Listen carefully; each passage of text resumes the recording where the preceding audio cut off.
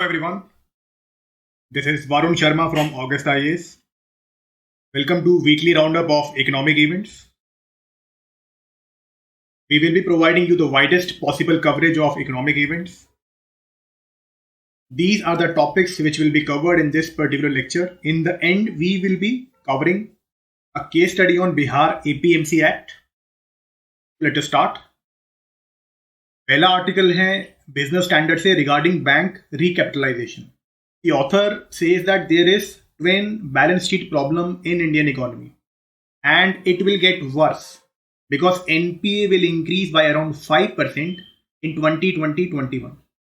मतलब जो TBS की प्रॉब्लम है उसके बारे में बात हो रही है. पहले समझ लेते हैं TBS है क्या. कि TBS के अंदर दो balance sheet in Indian economy they will be under pressure. पहली बैलेंस शीट होगी कॉर्पोरेट की. They will have high leverage, that is high level of borrowing, because of which they won't be able to repay their loan. वो बहुत ज़्यादा loan ले लेंगे, उसकी वजह से रीपे नहीं कर पाएंगे. दूसरा है balance sheet of banks. They will have high level of non performing assets.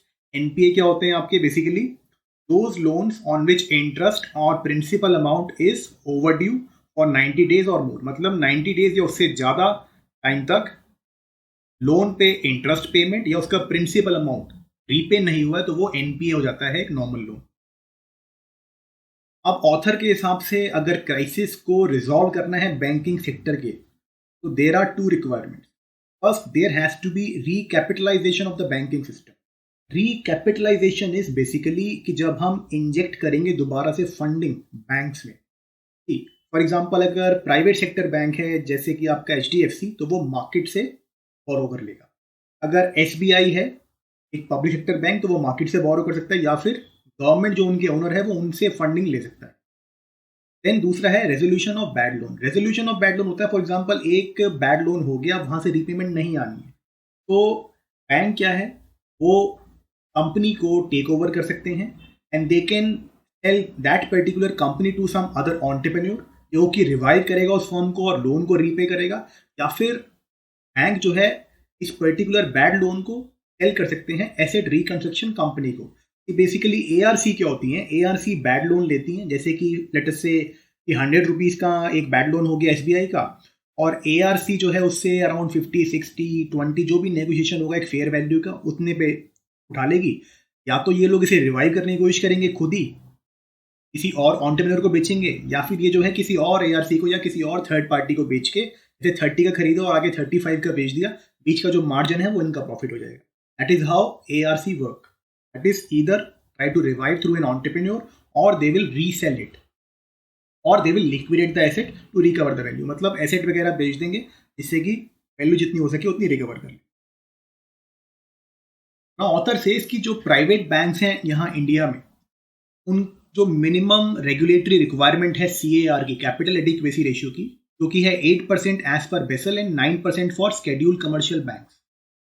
RBI ज़्यादा टफ मेजर्स इंप्लीमेंट कर रहा है as compare to global standards. जो बेसल है, बेसल 3 चल रहा है अभी.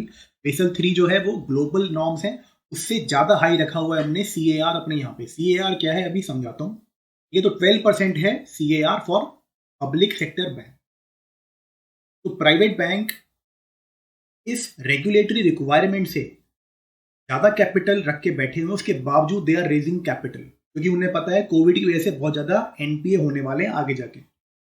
And what is CAR? Capital adequacy ratio. Basically इसको सिंप्लीफाई करके समझाता हूँ कि SBI ने लोन दिए, उसमें से कुछ लोन रिस्की होंगे, उस रिस्की लोन के हिसाब से SBI को कुछ कैपिटल जो है अलग रखना पड़ेगा. उसको वो लेंड नहीं करेंगे, उस कैपिटल को अलग से एक वॉल्ट में रख दिया या ब्लॉक करके साइड में रख दिया. वो कहाँ पे रखा है वो इंपॉर्टेंट नहीं है, बस वो साइड हो गया, पैसा प्रोविजनिंग हो गई उसकी. अब इसमें क्या है, लेट अस से कि SBI ने लोन दिया 100 रुपीज़ का मल्टीपल जो है बोरोवर्स को, जैसे किसी को 5 रुपीज़ दिया, किसी को 10 दिया, किसी को 20 दिया. अब उसमें से कोविड की वजह से कुछ टूरिज्म वाले हो गए या एयरलाइन वगैरह वाले हो गए, उनको लॉस हो गया, वो लोन वापस रीपे नहीं कर पाएंगे, वो बैड लोन हो गया. तो अब क्या है, SBI को लोन हो गया और ये जो कैपिटल रखा था वो इस अनएक्सपेक्टेड लॉस को एब्जॉर्ब करने के काम आएगा. That is the capital adequacy ratio. That is the capital set aside will help the bank to absorb unexpected losses. Such as पहले की जैसे जीएफसी हुआ था, ग्लोबल फाइनेंशियल क्राइसिस, जैसे अभी कोविड हुआ, इससे क्या होता है कि जो आपके बाकी के फाइनेंशियल ऑब्लिगेशन है, फॉर एग्जाम्पल डिपॉजिटर को पैसा लौटाना है तो बैंक लौटा पाएगा। ऑथर ये कहते हैं कि पब्लिक सेक्टर बैंक्स का जो कैपिटल एडिक्वेसी रेशियो है इट इज 13% करंटली। इनकी रिक्वायरमेंट है 12% की as per SBI, as per RBI, but ये लोग 13% रख के बैठे हुए हैं। बट ऑथर ये कहते हैं कि जो कुशन है एक्स्ट्रा 1% की, it will B eroded because NPA जो है वो अभी बूम करने वाले, एनपीए बढ़ने वाले इंडियन इकोनॉमी के अंदर। नाउ इसके बाद ऑथर ये कहते हैं कि there has been 2 rounds of stimulus packages but government of India has not mentioned recapitalization of public sector bank. तो stimulus package government of India ने फिस्कल स्टिमुलस अनाउंस कर दिए, लेकिन उसके बावजूद भी रीकैपिटलाइजेशन की बात नहीं हुई है पीएसबी की, क्योंकि पीएसबी को रिकैपिटलाइज कौन करेगा? Government of India, because government of India is the promoter और ओनर ऑफ पीएसबी। तो गवर्नमेंट के पास पैसे नहीं है रिकैपिटलाइज करने के लिए। तो ऑथर कहते हैं एज अ वे फॉरवर्ड और as a recommendation that government can monetize the deficit. Remember, this particular article is from T.T. Ramamohan. He is IIM Ahmedabad professor. तो ऐसे किसी का भी कभी आर्टिकल आए तो उसको अच्छे से घोट के पढ़ लिया करो कि रिकमेंडेशंस वगैरह काम की होती। तो गवर्नमेंट को ये कहते हैं कि government should monetise the deficit. So what is monetising the deficit? इसमें क्या होता है, government of India they will issue some government security, मतलब जिसे हम गवर्नमेंट बॉन्ड बोलेंगे, they will sell it to RBI directly. उसके बाद RBI will print currency and they will give it to government. तो इसे बोलते हैं मोनेटाइजिंग द डेफिसिट, मतलब जो गवर्नमेंट की बोरोइंग है, फिस्कल डेफिसिट है, उसको डायरेक्टली आरबीआई पैसा दे देगा।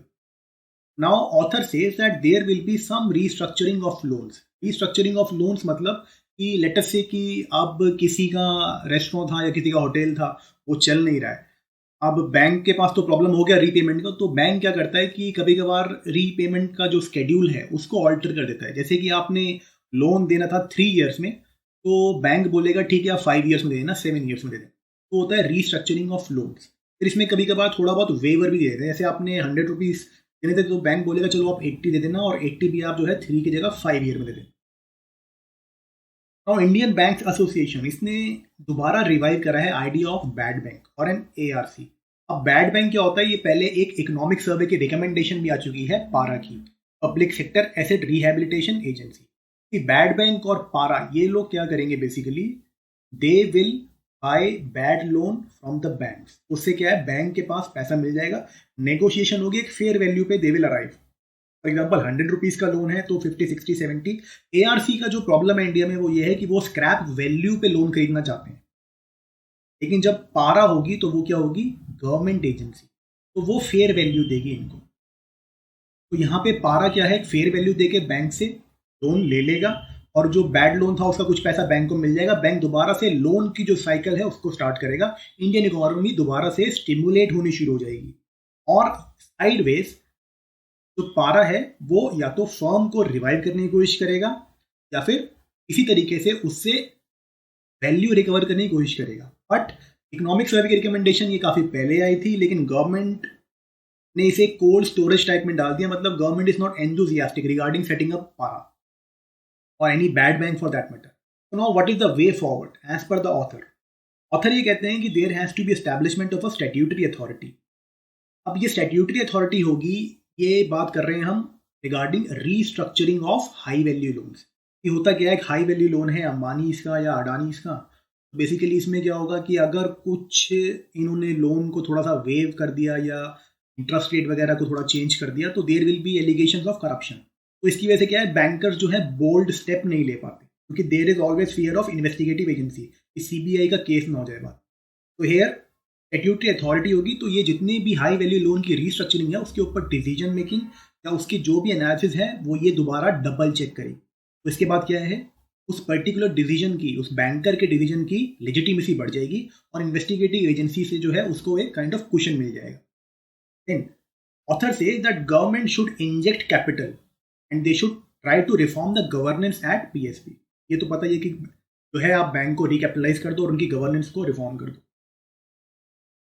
Then the next article is regarding privatization of coal sector. It is from Financial Express.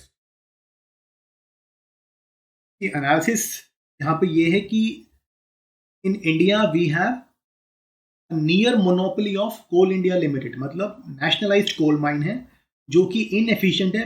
We have sufficient coal reserves in India but we are not able to exploit them. तो let us say demand है 100 जो है KGs की और हम यहाँ पे exploit कर रहे हैं 70-75, तो ऑटोमेटिकली 25 जो है वो बाहर से इंपोर्ट करना पड़ेगा. तो because of that the import bill of India it is increasing.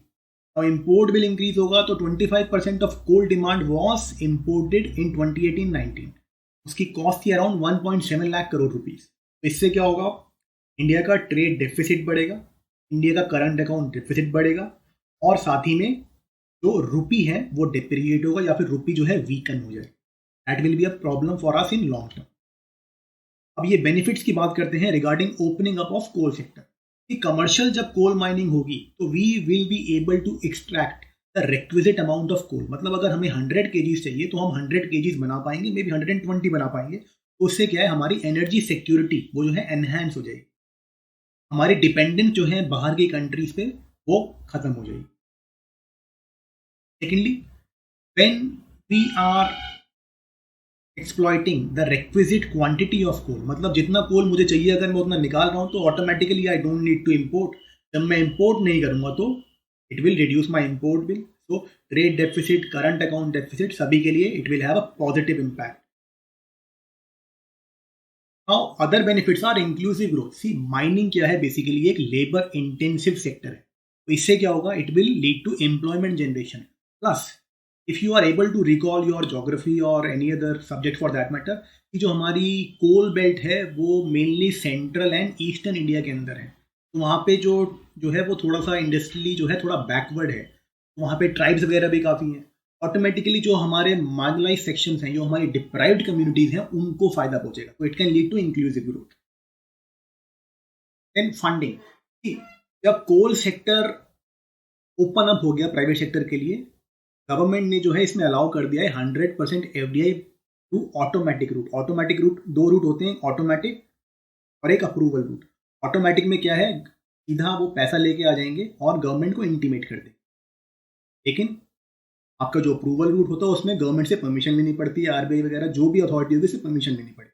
तो जब फॉरेन इन्वेस्टमेंट आएगी और माइनिंग होगी तो there will be enhancement of national and state resources. इनको फंडिंग वगैरह मिलेगी, इनके जो है रिसोर्सेज वगैरह जनरेट होंगे. That is a very good thing which will happen in India. Now it can also lead to balanced regional development. Again that same argument कि जो माइंस है they are in central and eastern Indian state, जिनका कि industrial base जो है वो थोड़ा week है. अब यहाँ पे जब कोल की माइनिंग होगी तो इसके साथ इंफ्रा भी क्रिएट होगा. फॉर एग्जांपल रेलवे के जंक्शंस बनाने पड़ेंगे, रोड्स वगैरह बनाने पड़ेंगे. तो it will lead to boost in infrastructure creation. So there will be balanced regional development. अब कभी कभार क्या होता है कि जब हम मेंस के अंदर बहुत ज़्यादा एक ही साइड के ऊपर जो है स्ट्रेस करते हैं तो थोड़ा सा बैलेंसिंग करना पड़ता है. तो कभी कभार हो सकता है कि एक आर्गुमेंट आ जाए कि कोल की तरफ से बाकी दुनिया विड्रॉ कर रही है और हम लोग जो है कोल को एक्सट्रैक्ट करने की बात कर रहे हैं. तो उस टाइम में हम बैलेंस कर सकते हैं कोई डेटा वगैरह यूज़ करके. See for example we can say that world resources institute वो कहते हैं कि global average of CO2 emission per capita is around 4.8 ton. ठीक है, ग्लोबल एवरेज है 4.8 ton of CO2 emission per capita. Australia में it is around 17, that is 16.9. US में around 16.6. But India में it is 2 tons per capita, is much lower. तो हम लोग बहुत, हमारा जो कार्बन फुटप्रिंट है वो पर कैपिटा बेसिस पे बहुत लो है. Simultaneously, when there is private sector participation, when there is foreign investment, there will be infusion of advanced technology. उससे क्या होगा, there will be control on the pollutants. It will lead to sustainable growth. That is how you can balance your answer in the end. Next article है regarding जो government of India ने initiatives लिए हैं अभी agriculture में liberalisation के लिए. Union government जो है ऑर्डिनेंस लेके आई है जो कि एग्रीकल्चर है, उसकी बात करते हैं अभी इन डेप्थ में. कर्नाटका गवर्नमेंट है, again it has brought out an ordinance, इससे कि जो रिस्ट्रिक्शन थी सेल ऑफ एग्रीकल्चरल लैंड पे उसको जो है थोड़ा ईज अप कर दिया है. On the other hand Telangana government ने एक नई पॉलिसी प्रपोज कर दी है जिसमें गवर्नमेंट का कंट्रोल बढ़ जाएगा एग्रीकल्चर पर. That is farmer will be told that is what to grow on particular piece of land. अब इसको थोड़ा एनालाइज करते हैं कि गवर्नमेंट ने जो ऑर्डिनेंस इशू करे इनके बेसिक ऑब्जेक्टिव्स देख लेते हैं। See it will reform the APMC act, agriculture produce and marketing committee act. APMC act में क्या होता है बेसिकली कि फार्मर जो है वो लोकल एपीएमसी मार्केट यार्ड या मंडी कुछ भी बोले उसको, वहीं पे जो है अपनी बल्क सेलिंग करेगा, बाहर सेल नहीं कर सकता डायरेक्टली। जो है फूड प्रोसेसर को हो गया या एक्सपोर्टर है उनको डायरेक्ट नहीं बेचे। तो इसमें क्या आप फार्मर को डायरेक्टली ट्रेड कर सकते हैं, ऐसा गवर्नमेंट ऑफ इंडिया ने रिफॉर्म कर दिया। That is they can trade buying and selling of bulk produce outside the APMC Mandi, APMC market के बाहर वो अपना सामान बेच सकते।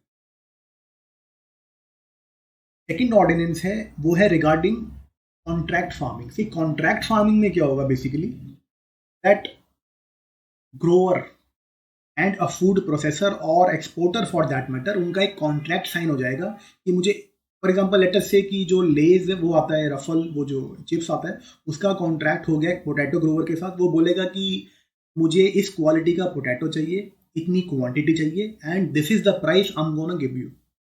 ये ऑलरेडी होता है पंजाब वगैरह कई स्टेट्स में ऑलरेडी होता है, ठीक है। तो इससे क्या होगा बेसिकली कि फार्मर का फायदा होगा बिकॉज उसको एक प्राइस सिक्योरिटी मिल जाएगी और फूड प्रोसेसर के लिए क्या हो जाएगा अश्योर्ड उसके पास प्रोड्यूस उसे मिल जाएगा।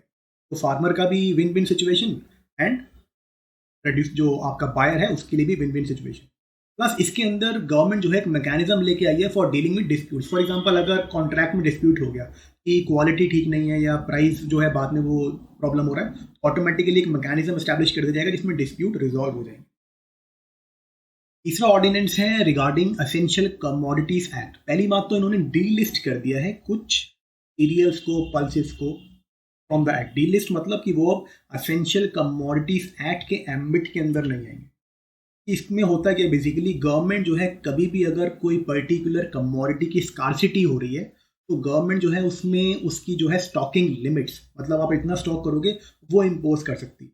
लेकिन यहाँ पे गवर्नमेंट ने इसमें कुछ तो डीलिस्ट ही कर दिया, मतलब हटा ही दिया चीज़ों को, मतलब उन पर स्टॉकिंग लिमिट्स वगैरह नहीं लगाई जाएंगी। प्लस जो है सर्कमस्टांसिस बता दिए, कंडीशंस बता दिए कि when government will step in to regulate the supply. That is कि अगर उसका जो प्राइस है, फॉर एग्जांपल अभी आनियन का और पोटैटो वगैरह का प्राइस बहुत इंक्रीज हो रहा है, तो इसमें जो है अगर आनियन पोटैटो तो निकाल दिया गवर्नमेंट ने, अगर और कोई कमोडिटी है उसका प्राइस बढ़ जाता है थ्रेशोल्ड, मतलब 100 रुपीज़ गवर्नमेंट ने बोला था और प्राइस था पहले 50 रुपीज़, अब 100 रुपीज़ हो गया, अब 120 हो गया, तो गवर्नमेंट फिर एक्ट करेगी। तो पहले ही गवर्नमेंट ने डिफाइन कर दिया कि स्टॉक लिमिट्स वगैरह हम बहुत ही रेयर कंडीशन में इम्पोज करेंगे। और बेनिफिट क्या होने वाले हैं? बेनिफिट है पहले तो it will help in doubling farmers income. पहले फार्मर जो है मंडी के अंदर, एपीएमसी मंडी के अंदर बेचता था, वहाँ पे बेसिकली अड़तिया होते हैं। अड़तिया क्या करते हैं, they form a kind of cartel और वो लोग हैं डिप्रेस कर देते हैं प्राइस को। फॉर एग्जांपल फार्मर बोलेगा 100 रुपीज़ और अड़तिया बोलेगा 50 रुपीज़, तो फार्मर को अच्छा जो है प्राइस नहीं मिल पाता है। और farmer they can sell their produce directly to food processor, bulk buyer. इससे क्या होगा, better price realization, plus commission नहीं देना पड़ेगा उन्हें मिडिल मैन वगैरह। तो it will help the farmers cause. Amendment जो हुई है एसेंशियल कमोडिटीज एक्ट में, इसको थोड़ा बैकग्राउंड समझाता हूँ। इसी बेसिकली होता क्या है कि जैसे ये आपके फूड प्रोसेसर होते हैं, इनको बहुत बल्क में बाई करके स्टोर करना पड़ता है। लेकिन अगर गवर्नमेंट स्टॉकिंग लिमिट्स लगा देती है तो उसमें गवर्नमेंट सर्च एंड सीजर वगैरह कर सकती है। तो ये लोग इस वजह से ज़्यादा बड़े वेयर हाउस से ज़्यादा स्टॉक वगैरह नहीं रखते। लेकिन अब जब कुछ कमोडिटीज़ को डीलिस्ट कर दिया है और गवर्नमेंट ने बोल दिया कि हम जो है बहुत लिमिटेड सर्कमस्टांसिस में ही स्टॉकिंग लिमिट्स लगाएंगे, तो अब क्या होगा, it will give a boost to infrastructure creation. That is warehouses बनाए जाएंगे, कोल्ड स्टोरेज बनाए जाएंगे। It will lead to less food wastage. Now food and agriculture organization जो है यूएन बॉडी है, वो कहती है कि around 1/3 of food produced for human consumption is wasted globally. मतलब 1/3 ऑफ फूड जो है प्रोड्यूस होता है वो तो वेस्ट ही हो जाता है। नाउ डेटा अगर किसी को याद करना हो तो इस तरीके का डेटा याद करा करो, ये अंदर रिकॉल करने में बहुत आसान रहता है, बजाय कि परसेंटेजेस वगैरह के बीच में भागने का। अब ये 33.33 करके याद करूंगा तो दिक्कत आएगी, लेकिन 1/3 याद करा तो बहुत ईजी रहता है। Then it can lead to income security for the farmer. जब कॉन्ट्रैक्ट फार्मिंग हो जाएगी तो पहले ही सेट हो जाएगा प्राइस, तो प्राइस रिस्क नहीं रहेगा। That is for example sowing के टाइम में एक पर्टिकुलर कमोडिटी का प्राइस था 100 रुपीज़, लेकिन जब तक हार्वेस्ट हुआ तो उसका प्राइस आ गया 30 to 40 और मैंने लोन लिया हुआ था। अब क्या है, प्रॉब्लम हो जाएगा। लेकिन अगर उसका प्राइस जितना भी शिफ्ट हो या जितना भी वॉलेटाइल हो, मेरा कॉन्ट्रैक्ट साइन हो गया कि मैं 100 रुपीज़ का ही बेचूंगा और वो 100 रुपीज़ का ही बाई करेगा, तो the price risk for the farmer will be eliminated. Now on the other hand Telangana government ये फॉलो कर रहे हैं सेंट्रलाइज्ड प्लानिंग काइंड ऑफ, जो कि सोवियत वगैरह में थी, पहले इंडिया में भी थी सेंट्रलाइज्ड प्लानिंग, जो कि 12th 5 ईयर प्लान के बाद अब जो है हमने बंद कर दी।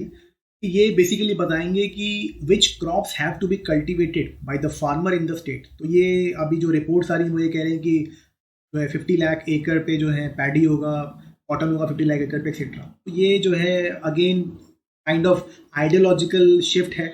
एक तरफ गवर्नमेंट सेंटर और बाकी स्टेट जो है लिबरलाइजेशन की तरफ जा रहे हैं, एक तरफ तेलंगाना जो है more centralization, more state led policy की तरफ जा रहा है।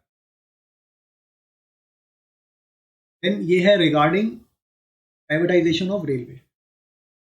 ऑथर कहते हैं कि privatization will lead to dual control and split responsibility. कि बेसिकली होगा क्या इसमें कि जो ऑपरेशंस हैं और सिग्नलिंग है, वर्कफोर्स है, that will be under Indian railway, but fixing of fair that will be under private sector. ये एक ड्यूअल कंट्रोल बन जाएगा। कुछ सर्विसेज जो है रेलवे प्रोवाइड करेगा, कुछ सर्विसेज जो है प्राइवेट सेक्टर वाले प्रोवाइड करेंगे। ये एक प्रॉब्लम है ऑथर के साथ। प्लस यहाँ पे फिक्सिंग ऑफ फेयर होगी बाय द प्राइवेट सेक्टर। तो इसमें क्या है, they will be setting higher fares, because ये लोग किस लिए आ रहे हैं, प्रॉफिट मैक्सिमाइजेशन के लिए। इससे क्या होगा, there will be issues of equity, that is the common man who used to travel through these trains will not be able to access these train. मतलब कि ये लोग प्राइस बढ़ा देंगे, जहां पहले 500 का टिकट आ रहा था वहां टिकट हो सकता है 2500 का, 2000 का हो जाए। ऑटोमेटिकली जो हमारे लोअर क्लासेज हैं वो एक्सेस नहीं कर पाएंगे। ये इशू क्रिएट हो जाएगा ऑथर के साथ। ग्लोबली ऑथर कहते हैं कि यूनाइटेड किंगडम एंड जापान ने जो है प्राइवेटाइजेशन करा है, बट उन्होंने कंप्लीट प्राइवेटाइजेशन करा है। ऐसे डुअल रोल नहीं रखा कि इंडियन रेलवे को भी रखा हुआ है, मतलब पब्लिक सेक्टर को भी रखा हुआ है और प्राइवेट सेक्टर को भी रखा हुआ है, दोनों साइमल्टेनियसली काम कर रहे हैं। ऐसा नहीं करा उन्होंने, कंप्लीट प्राइवेटाइजेशन। बट ऑथर कहते हैं मोस्ट कंट्रीज उन्होंने रिटेन करा है रेलवेज को बाय द पब्लिक सेक्टर, क्योंकि ये क्या है, basically it leads to public convenience, it is an important means of communication और मीन्स ऑफ ट्रांसपोर्ट। नेक्स्ट ये कहते हैं कि प्राइवेट सेक्टर की जो है रिस्पॉन्सिबिलिटी होगी कि वो इन्वेस्ट करें और मेंटेन करें कोचेस को। ठीक है, जो कोच जो इसके डब्बे होते हैं, रोलिंग स्टॉक वगैरह होता है, उसको बाई करा, उनको मेंटेन करा, ये रिस्पॉन्सिबिलिटी प्राइवेट सेक्टर की। पब्लिक सेक्टर की होगी कि ट्रेन के जो ऑपरेशन है, सेफ्टी वगैरह का। अब ये एक सिनेरियो बोलते हैं, लेट अस से हाइपोथेटिकल सिनेरियो है कि कुछ जैसे हमारे यहाँ मिसहैप होते रहते हैं कि जो है डिरेलमेंट वगैरह हो गई, गाड़ी जो है ट्रेन पटरी से उतर गई, तो इसमें अब रिस्पॉन्सिबिलिटी किसकी होगी, जो कोच को मेंटेन कर रहा था या जो कोच को ऑपरेट कर रहा था उस टाइम। ये वाले इश्यूज एमर्ज होंगे। उसके बाद ये कहते हैं कि जब प्राइवेट सेक्टर आएगा, they will not follow the reservation policy of the government. अब आपको पता होगा कि railway is one of the largest employer in India. Public sector employer का लार्जेस्ट है रेलवे। अब ये जब रेलवे के अंदर प्राइवेटाइजेशन हो जाएगा, ये रिजर्वेशन फॉलो नहीं करेंगे, तो employment opportunities for the deprived sections they will B negatively affected. ये अगेन एक इशू इमर्ज हो जाएगा। अब वे फॉरवर्ड क्या है, ऑथर कहते हैं कि प्राइवेट एंटरप्रेन्योर को if we attract the private entrepreneur तो they will be new on the job and it will be challenging. But IRCTC जो गवर्नमेंट की ही अंडरटेकिंग है, they already have experience in running Tejas, उनका ऑलरेडी वो experience है, तो इनको हम यूज कर सकते हैं for running the trains rather than letting private sector in. इससे क्या होगा, यूनिटी ऑफ कमांड भी रहेगी, क्योंकि ऑपरेशन भी गवर्नमेंट के हाथ में रहेगा और मेंटेनेंस और कोच की जो प्रोक्योरमेंट वगैरह है वो भी गवर्नमेंट के हाथ में रहेगा, इस IRCTC के हाथ में रहेगी। तो इसमें ये मॉडल सजेस्ट करते हैं ऑथर। नेक्स्ट, कोविड का फिस्कल रिस्पॉन्स, ये है आर्टिकल द हिंदू से। ये कहते हैं कि बेसिकली जो रिलीफ मेजर या जो फिस्कल स्टिमुलस दिया है गवर्नमेंट ने, वो ठीक नहीं है, वो कम है। वो देख लेते हैं कैसे। कि ऑथर ये कहते हैं कि जो आत्मनिर्भर पैकेज है उसको गवर्नमेंट ने बोला कि it is around 10% of GDP, but author ने एस्टिमेट करा कि इसका जो नेट फिस्कल आउटले है, जो खर्चा आने वाला है, of Pradhan Mantri Garib Kalyan Yojana, even the free ration for under PDS, it will be around 1.7% of GDP. मतलब बोला 10% है, लेकिन रियलिटी में वो 1.7% ऑफ जीडीपी है। अब एक तरफ तो हम पैसा कम लगा रहे हैं, फिस्कल स्टिमुलस कम लगा रहे हैं इकोनॉमी में। On the other hand India का जो लॉकडाउन था, it was one of the most stringent. तो आपने एक तरफ इकोनॉमिक एक्टिविटी को बिल्कुल ही आपने स्टॉल कर दिया था, बिल्कुल ही रोक दिया था, और उसके लिए जो स्टिमुलस देना था आपने वो भी कम दिया। तो there is a kind of divergence between the kind of stimulus needed, मतलब लिंक नहीं है कि जो स्टिमुलस हमें चाहिए वो हमें मिल नहीं रहा, और हमने जो है इकोनॉमिक एक्टिविटी को बिल्कुल रोक दिया।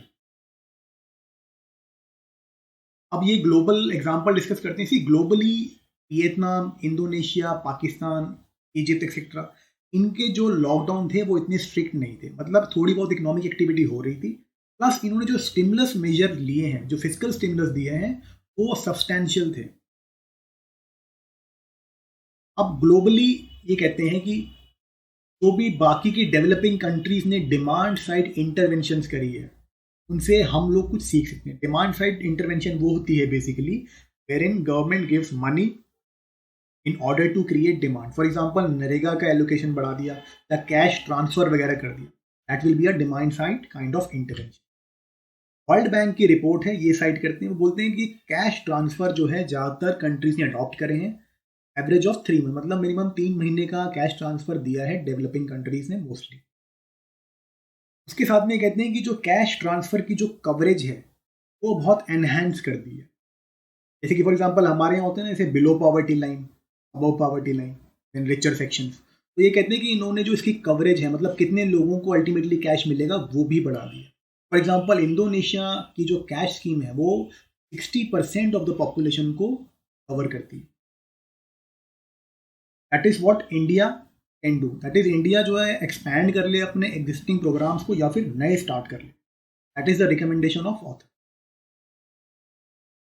नाउ फंडिंग एक प्रॉब्लम है इंडिया में इस समय, तो फंडिंग की बात कर लेते हैं कि डेवलपिंग कंट्रीज ने क्या करा है। बेसिकली उन्होंने अमेंड करे हैं अपने लीगल की बजट लिमिट्स को। कि फॉर एग्जांपल हमारे यहाँ एफआरबीएम एक्ट है, FRBM act physical responsibility and budget management act. इसके अंदर एक एस्केप क्लॉज है। एस्केप क्लॉज को अगर गवर्नमेंट यूज करे तो उसमें क्या है, they can enhance their borrowing limit. That is अगर 3% है जीडीपी का तो they can increase it to 3.5% का बोरोइंग अलाउंस मिल सकता है। That is what globally what has been done, that is what author is suggesting now। अब Indonesia जो है पैंडेमिक बॉन्ड लेके आया। पैंडेमिक बॉन्ड क्या है, बेसिकली इन्होंने गवर्नमेंट बॉन्ड इशू करा, उससे जो भी पैसा आएगा it will be used for Covid relief. मतलब कोविड की वजह से जो भी फिजिकल स्टिमुलस देना है इकोनॉमी को, उसके लिए पैसा पैंडेमिक बॉन्ड से आए। ये भी गवर्नमेंट ऑफ इंडिया यूज कर सकती है, corona bonds, pandemic bonds. Then quantitative easing. See central banks ने इमर्जिंग इकोनॉमीज में डायरेक्टली जो है बॉन्ड परचेज शुरू कर दी है, और public sector and the private sector. That is even for example अगर ये इंडिया में होगा क्वांटिटेटिव ईजिंग, तो इसमें क्या है, गवर्नमेंट आरबीआई बाई करेगा गवर्नमेंट के बॉन्ड भी, स्टेट गवर्नमेंट के बॉन्ड भी, और साथ में कॉर्पोरेट बॉन्ड, मतलब रिलायंस के भी, अडानीज के। That is what they are suggesting, but ये सेकेंडरी मार्केट में होगा। नेक्स्ट आखिर में ये कहते हैं कि there can be monetizing of the deficit. Monetizing deficit हम पहले डिस्कस कर चुके हैं। दैट इज गवर्नमेंट इशू करेगा गवर्नमेंट बॉन्ड, आरबीआई प्रिंट करेगा करेंसी और गवर्नमेंट को दे देगा। तो गवर्नमेंट आरबीआई को बॉन्ड दे देगी, आरबीआई गवर्नमेंट को प्रिंट करके करेंसी दे देगा। And monetising the deficit has been implemented in Indonesia and Brazil. उन्होंने अपने लॉ को अमेंड करा और मोनेटाइज करवाया है deficit. In Indian scenario, India में बेसिकली क्या हो रहा है, ये I presume you would know this, that India में अभी करंटली डिबेट चल रहा है हमारे यहाँ, इंडियन गवर्नमेंट एस्केप क्लॉज को ट्रिगर करे या नहीं करे, so that they can enable the monetization of deficit. ये हमारे यहाँ डिबेट चल रहा है। अब इसका रीजन क्या है, एज पर द ऑथर कहते हैं कि हमारा जो डेट टू जीडीपी रेशियो है वो अराउंड 70% है, वो हायर है देन अदर कंट्रीज। ये एक प्रॉब्लम है। इसमें याद रखो जो आपके एनके सिंह पैनल के रिकमेंडेशन है उसके हिसाब से डेट टू जीडीपी रेशियो जो है आगे जाके इंडिया को कम करना है। हाउएवर ऑथर ये कहते हैं कि जो एडिशनल फिस्कल स्टिमुलस है कैश में या काइंड में या फिर expanded public work scheme. Expanded public work scheme होगी जैसे आपकी नरेगा, ठीक है। अगर हम टाइमली फिजिकल स्टिमुलस देते हैं, कैश दे दें या काइंड में, जैसे काइंड में दे रहे हैं हम लोग वो आपका पीडीएस का राशन, या फिर जो है हम नरेगा की एलोकेशन बढ़ा दें, तो वो ज़रूरी है because it will help in saving lifes and jobs. और जो स्लो डाउन है वो ज़्यादा लंबा नहीं खींचेगा अगर ये सब हम करते हैं अभी तो। Now government must borrow for infra. अब ये सारे आर्टिकल आजकल आपको पता ही, यही थीम चल रही है कि गवर्नमेंट इकोनॉमी को रिवाइव कैसे करना है। This article is from financial express. ये कहते हैं कि लॉकडाउन की वजह से बिजनेस को काफ़ी नुकसान हुआ है and there is loss of jobs. तो again it talks about TBS, मतलब कि फिर से बैंक की बैलेंस शीट पे नेगेटिव इफेक्ट आने वाला है, कॉर्पोरेट की बैलेंस शीट पे नेगेटिव इफेक्ट आने वाला है। तो there will be a problem of twin balance sheet in India. ये कहते हैं अगेन, ये अपना एस्टीमेट लेके आए हैं नया। ये कहते हैं कि जो stimulus package government of India ने दिया है उसका जो नेट इम्पैक्ट है वो लेस देन 1% ऑफ जीडीपी है। अब रिमेंबर, ट्राई टू रिकॉल, पिछले वाला आर्टिकल वाले कह रहे थे अराउंड 1.7% है, अब ये आके कह रहे हैं अराउंड 1% है। तो ये कह रहे हैं कि हो सकता है इकोनॉमी कॉन्ट्रैक्ट कर जाए by as much as 9 to 10%। मतलब कि अगर हमारा जीडीपी 100 रुपीज़ था तो वो जो है आप 90 रुपीज़ हो जाए। और डिसेलरेटिंग कंजम्पशन ग्रोथ, ये कह रहे हैं बेसिकली कि जो हमारी कंजम्पशन ग्रोथ है, क्योंकि हमारी इंडियन इकोनॉमी में क्या है, बेसिकली डिमांड ड्रिवन इकोनॉमी है। चाइना की एक्सपोर्ट ड्रिवन है, हमारी डिमांड ड्रिवन है। उसका जो एक मेजर कंपोनेंट है वो है कंजम्पशन एक्सपेंडिचर।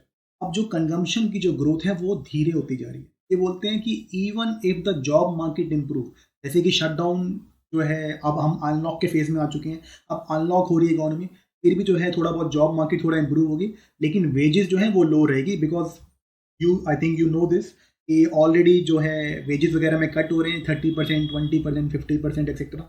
ऑटोमेटिकली जब वेजेस नहीं होगी तो कंजम्पशन डाउन रहेगा ही रहेगा। नाउ साथ में ये कहते हैं कि प्राइवेट सेक्टर इन्वेस्टमेंट नहीं होगी बिकॉज प्राइवेट सेक्टर क्या है, वो अब कैश को कंजर्व करेंगे, वो कैश को स्पेंड नहीं करेंगे बिकॉज कोविड की वैक्सीन आई नहीं है। There is high level of uncertainty, there is lack of demand in economy, so why would private sector invest. अब ये कहते हैं साथ ही में गवर्नमेंट के जो रेवेन्यू है वो बहुत कम है, that we know because GST में अभी जो है डिबेट चल रहा है कि जो कंपनसेशन सेस है वो कम पड़ जाएगा स्टेट्स को कंपनसेट करने के लिए, उनका जो भी शॉर्टफॉल था रेवेन्यू का उसको पूरा करने के लिए। तो गवर्नमेंट के पास रेवेन्यू है नहीं। अब ये वे फॉरवर्ड सजेस्ट करते हैं। अब ये एक नए तरीके का जो इन्होंने सेशन दिया, ये कहते हैं basically that government should raise money in a corporate entity to long term retail tax free bond. मतलब कि एक स्पेशल पर्पस व्हीकल बना दे गवर्नमेंट, उसमें लॉन्ग टर्म के जो है tax free bond, retail bond, मतलब आपके मेरे जैसे इन्वेस्टर के लिए रिटेल, क्योंकि हम लोग को क्या है बहुत आदत होती है अपना जो है इन्वेस्ट कर दिया, फिर हमने जो है टैक्स की डिडक्शन क्लेम कर ली। तो उसमें क्या है कि गवर्नमेंट हमको टैक्स फ्री दे देगी जो बॉन्ड है, जो इन्वेस्टमेंट वगैरह उससे जो भी इंटरेस्ट वगैरह आना है, और उसके बाद जो है हम लोग उसमें इन्वेस्ट कर देंगे। तो इससे जो पैसा आएगा it can be used for infrastructure projects, और जो रियल एस्टेट प्रोजेक्ट्स जो कि स्टॉल हो गए हैं, जो रुक गए हैं, उनको रीस्टार्ट करें। It will lead to stimulation of economy, क्योंकि इससे क्या होगा, employment generation and demand for goods. कि for example when government let us से कहीं पे अगर मेट्रो बनाती है तो उसके लिए सीमेंट चाहिए होगा, बाकी रॉ मटेरियल चाहिए होगा। अब वो सीमेंट गवर्नमेंट तो बनाती नहीं, वो सीमेंट आएगा बिनानी से या किसी और से, तो बिनानी के प्रोडक्ट्स की डिमांड बढ़ जाएगी। देन कुछ लोग चाहिए होंगे वो मेट्रो बनाने के लिए, तो एम्प्लॉयमेंट जनरेशन होगा, ऑटोमेटिकली प्राइवेट सेक्टर की गुड्स के लिए डिमांड बढ़ जाएगी और then will be job creation. That is what they are suggesting. साथ ही में अब ये तो मैं पिछले 3 वीक में शायद ये तीसरी बार रिपीट कर रहा हूँ कि अब टाइम आ गया इंडिया में कि अर्बन नरेगा भी हो, मतलब कि रूरल नरेगा जो है वो बेसिकली रूरल है, ये कह रहे हैं एक अर्बन स्कीम भी आ जाए ऐसी। इससे क्या होगा बेसिकली कि जब एम्प्लॉयमेंट गारंटी स्कीम एक ऐसी आ जाएगी तो देन जो अर्बन पुअर है they will be able to demand employment, they will be earning, and then there will be high consumption expenditure जो है स्टिमुलेट होगा, डिमांड स्टिमुलेट होगी, जिससे कि इकोनॉमिक ग्रोथ होगी। ये लास्ट टॉपिक है, ये है बिहार की case study regarding the agriculture produce and marketing committee act. हमने आज तक नॉर्मली लिटरेचर में यही सुना है कि एपीएमसी एक्ट जो है वो बहुत बुरा है, एपीएमसी एक्ट हटा दो तो सब कुछ सही हो जाएगा एग्रीकल्चर के अंदर। बेसिकली यही लाइन ऑफ थॉट है, ठीक है। तो ये जो केस स्टडी है या ये जो एग्जांपल है, बेसिकली ये कहता है कि आप ये जब बोलते हो कि एपीएमसी एक्ट को अगर एपीएमसी एक्ट ही जो है एक ब्लॉकेज है जो कि रूरल डिस्ट्रेस को एलिविएट करने से रोकता है, तो that is wrong. That is APMC act is not an impediment for alleviation of rural poverty. That is ये कहते हैं बल्कि condition of peasants it is affected when APMC is diluted. मतलब जब एपीएमसी एक्ट को हटा दोगे या वीकन कर दोगे तो कंडीशन ऑफ पीजेंट जो है वो खराब होती है। तो देख लेते हैं कैसे। ये कहते हैं बिहार ने जो है एपीएमसी एक्ट रिवोक करा था 2006 के अंदर, और उनका रेशनल वही था जो आज की डेट में गवर्नमेंट ने जो ऑर्डिनेंस वगैरह लेके आए हैं वही रेशनल था कि डी रेगुलेशन से क्या होगा, प्राइवेट इन्वेस्टमेंट आएगी इंफ्रास्ट्रक्चर में, फार्मर की इनकम बढ़िया होगी एक्सेट्रा से, जो कि अभी हमने पहले के आर्टिकल में डिस्कस करा। नाउ अब एविडेंस ये कहता है, रिसर्च ये कहती है प्राइवेट इन्वेस्टमेंट इन इंफ्रास्ट्रक्चर वो आई नहीं। There was no investment in, और you can say low investment in infrastructure by the private sector. Plus जो एपीएमसी का अपना जो मार्केट इंफ्रा होता है, तो एपीएमसी मंडी है उसके अंदर अपना इंफ्रास्ट्रक्चर होता है, जो आपके ग्रेडिंग करनी हो या वॉशिंग करनी हो या क्वालिटी को टेस्ट करना हो या क्रॉप को स्टैंडर्डाइज करना हो, उसके सबका जो है अंदर टूल्स वगैरह होते हैं। अब वो एपीएमसी के जो टूल्स वगैरह थे, इंफ्रा था, वो डिसमेंटल हो गया। अब ये कहते हैं instead of reforms there was proliferation of private unregulated market. मतलब क्योंकि जो एपीएमसी मंडी थी वो रेगुलेटेड थी बाय स्टेट, लेकिन यहाँ पे जो प्राइवेट मार्केट आई वो हो गई अनरेगुलेटेड। अब यहाँ पे क्या हो गया शुरू, मार्केट फी चार्ज करनी शुरू कर दी फ्रॉम ट्रेडर एंड फार्मर। लेकिन फी तो ले ली, लेकिन साथ में इंफ्रा प्रोवाइड नहीं करा for weighing, sorting, grading, storage etcetera. तो that is this case study about. इसको हम मेंस में या कहीं और या इवन एनटीयू वगैरह में यूज कर सकते हैं, क्योंकि बिकॉज जो गवर्नमेंट ने 3 ऑर्डिनेंस का जो इशू करे हैं उसमें बात चल रही है किस बारे में, to liberalize agriculture, to reform APMC act, कि एपीएमसी एक्ट हटा then there will be growth in rural areas, there will be alleviation of rural poverty, there will be doubling of farmer income etcetera etcetera. लेकिन यहाँ पे जो बिहार का जो evidence है वो अलग ही कहता है। वो कहता है कि जो कंडीशन थी फार्मर की और जो ट्रेड की जो कंडीशन थी वो उल्टा और खराब हुई है एपीएमसी रिवोक करने के। That is how you can use case studies and examples in your answer. इसको छोटा सा 2 लाइन के अंदर 3 लाइन के अंदर डायग्राम बना के कुछ करके समराइज कर देना, क्योंकि ये नॉर्मली ऐसी चीज़ें मिलती नहीं है। मैं रेगुलरली ये केस स्टडीज वगैरह हैं डिस्कस करते रहूँगा, वीकली 1 या 2 केस स्टडी।